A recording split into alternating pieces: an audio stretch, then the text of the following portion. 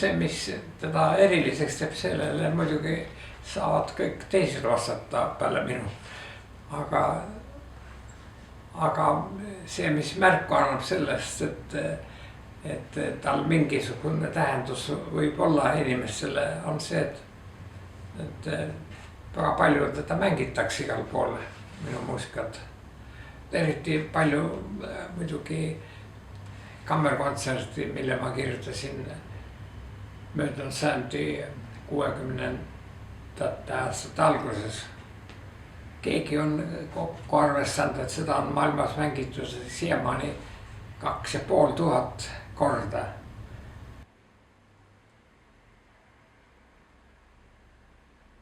Arvatakse ja on palju räägitud sellest, et minu muusika olevat rütmiline.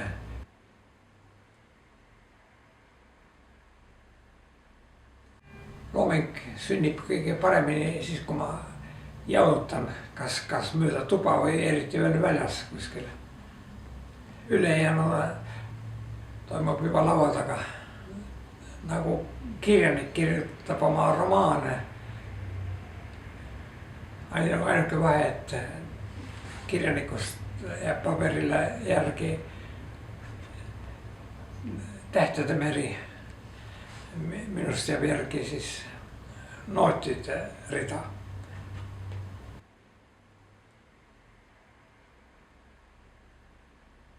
Inimrõõmu pakub see muidugi, kui teos hakkab kõlama siin-seal ja ta meeldib tellijatele. Sest ma enamasti kirjutan tellimustöid, ega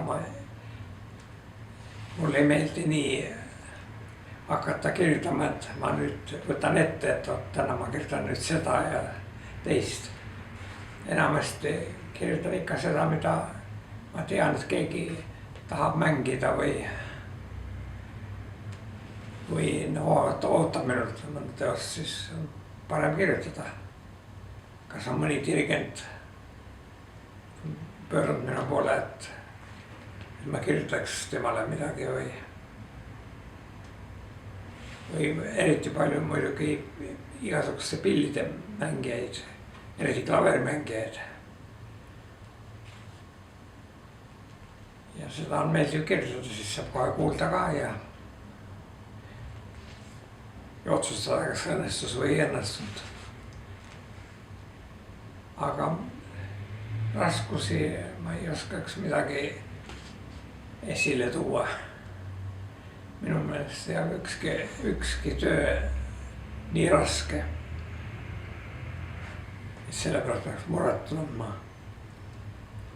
Kui see eriala on juba valitud niisugune,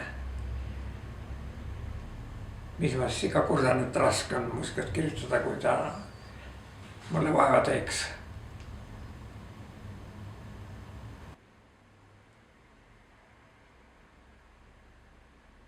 Kuna see on minu amet, siis mul ei olegi erilist inspiratsiooni tarvis. Kui ma tean, et midagi on vaja või midagi saaks ettekandele tuua kohe ja siis eks see inspireeribki.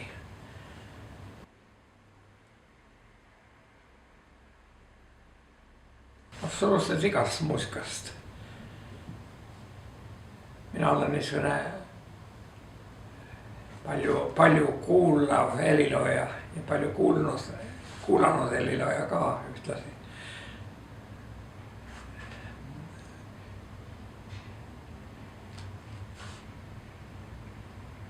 Ja ma arvan, et helilooja peabki palju olema kuulnud muusikat. Ja eks siis sellest kogu kuuldumassist siis sünnibki see mingisugune ettekujutus tulevaseks loominguks, inspiratsioon.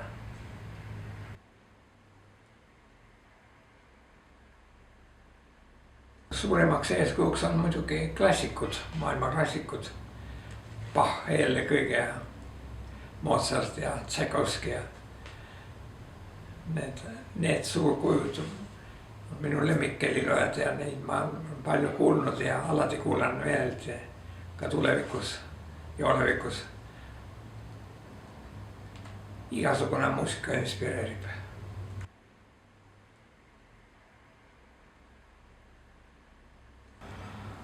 No kõigepealt esimene soovitus on see, et tuleb iseendas veendunud olla, et see eriala pakub rahuldust. Ja muidugi tuleb olla kindel oma võimetes. Kõigepealt heliloojalt, mida tuleb endalt oodata, kui heliloojaks hakata. Fantaasia on nagunii, aga hea kuulmine peab olema ka. Nii et kui kellel on see hea kuulmine ja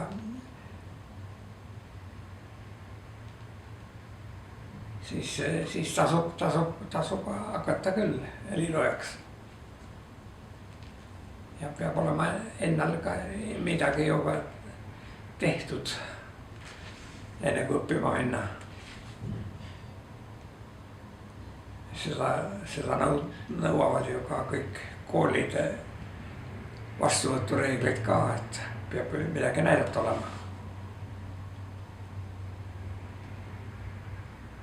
Ja siis tuleb minna hea õpetaja juurde õppima.